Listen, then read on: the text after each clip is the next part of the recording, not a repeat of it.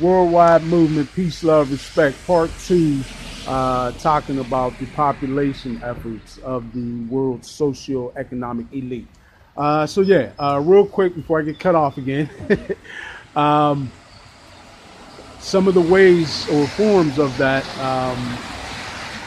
sterilization, right, is something that is coming out of the mouths of these folks quite frequently. They want folks to have less children. And unfortunately, if you do your research, and I'll leave that up to you, you'll find that particularly disturbing ways this has manifested.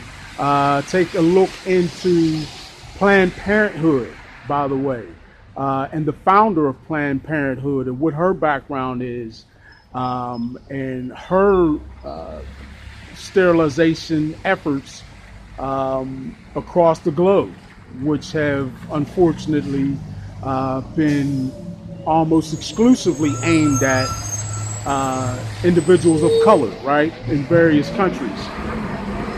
And certainly here in the United States in very nefarious ways, I'd have to add.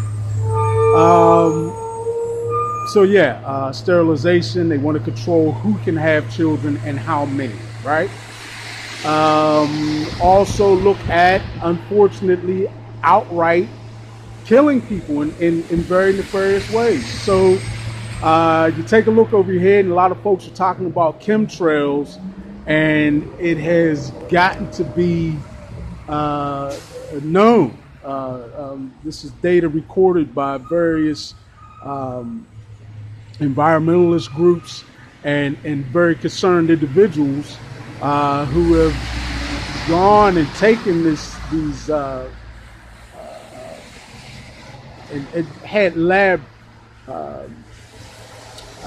experiments or lab testing on plants, animals, and water beneath these chemtrails, right, where the chemtrails eventually settle on, and have tested in different ways the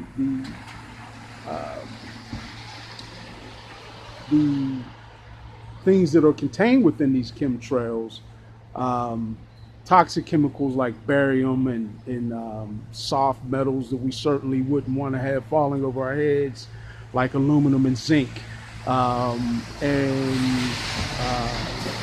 calcifying agents, right?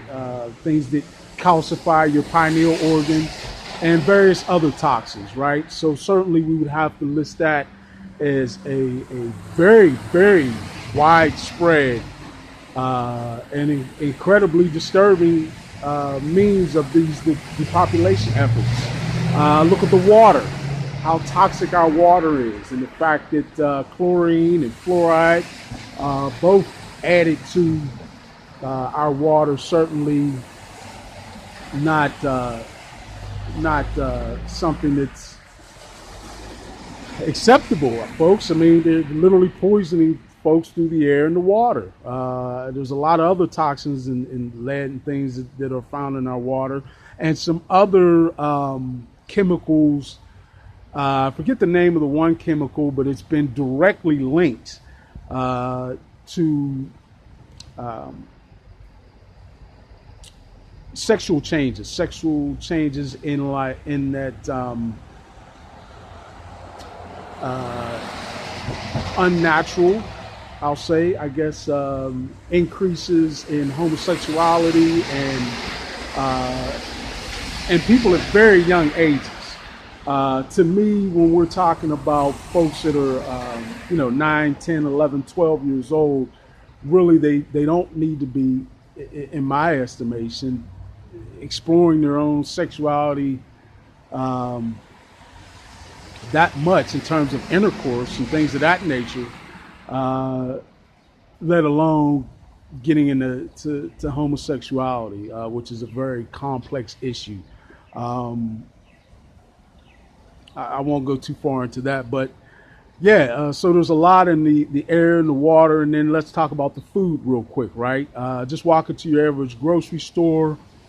Folks, I challenge you to even be able to find a loaf of bread right? I went to Giant Eagle, I think it was the other day, just looking for a loaf of bread that did not have uh, at least one, two, three more um, clear toxins, right? Chemicals that you certainly do not need to add to the ingredient list to make bread, right? It is just not necessary. So there's certainly got to be a nefarious reason for that. They're toxins, so how can it not be? And that goes for just about all of our food that you find, that you find on average in a supermarket, right? That is terrible.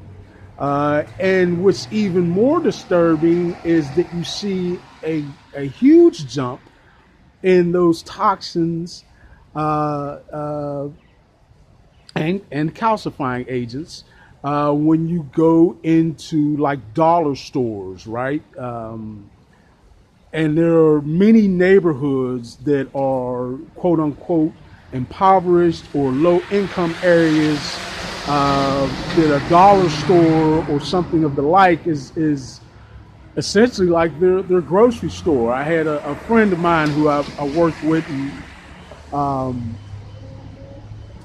he has a great effort going on to decrease zones where you can't find like grocery stores, and that's all they actually have is dollar stores, right, and things of that nature. But these places, if you take a look at the products, just when I say take a look at the products, folks, I mean literally flip around the package and read the ingredients list.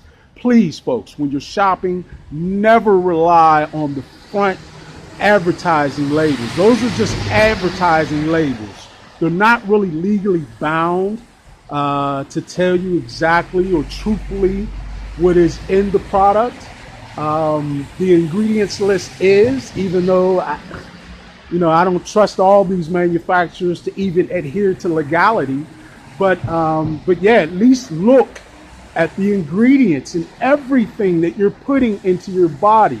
And unfortunately, in most of our food today, if you take a look at the ingredients, you'll see a ton of toxins, right, and calcifying agents.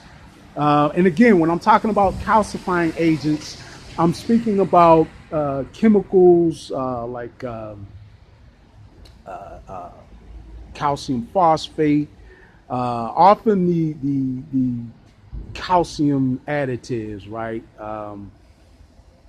that actually calcify your pineal organ, or your pineal gland is commonly referred to.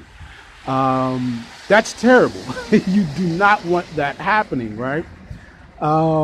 Particularly folks of color have a very vibrant pineal organ, because it should be termed as an organ and not a gland. It doesn't simply secrete bodily fluid, but it produces it, right? And is a very predominant, very important factor in the whole endocrine system in your body, which is extremely important regulatory system in your body, right?